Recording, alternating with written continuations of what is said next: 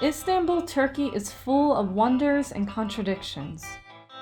Once considered the capital of the world, a city built for empires, a city that once had a glorious film industry.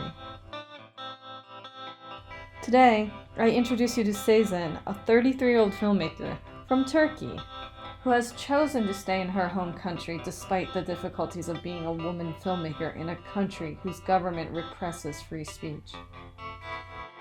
Sezen's award-winning films have screened worldwide in some of the most prestigious film festivals: Tribeca, Berlin, Palm Springs, Vienna.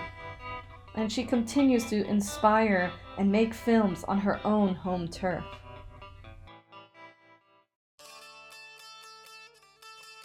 Our current government is getting oppressive every day, and we had to deal with censorship issues in the last few years.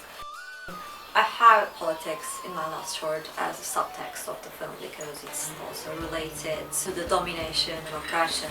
But because I'm not dealing directly with these issues, I didn't experience this as a filmmaker, but I know so many filmmakers who are experiencing this. For some of them it ends like they move to another country to make films, and sometimes they just self-censor themselves. So while you're writing the script, I think it's the worst, like while you're writing the script, you feel that it will be censored, so that you don't write this. I don't want to move because this is our stories, this is our culture, this is what I know, this is what I grew up in. So I don't know what would I do if I were in their shoes, had to move and were not able to tell my own story. So it's a very difficult situation. So I hope it will end soon and it will be like we will be more free in terms of expressing ourselves. I had the pleasure of watching all three of your short films.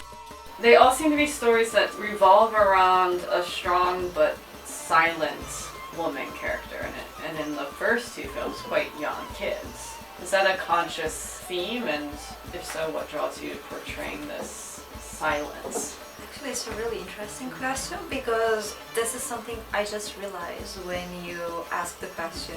It was not a conscious choice.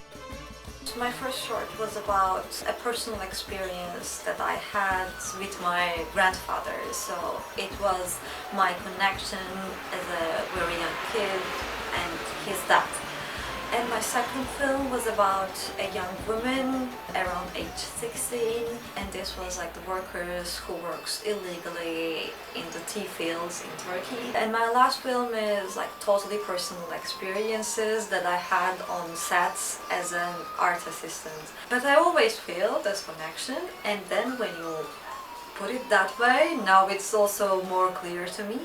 I think it has connection with me, how I deal with the difficulties and the situations in life. I feel I have this connection with all of these characters, like personally, or I feel very close, like for my second short character, Elene. I've never been in the same position with her, but when I think myself in her shoes, I think probably it's the way I would behave.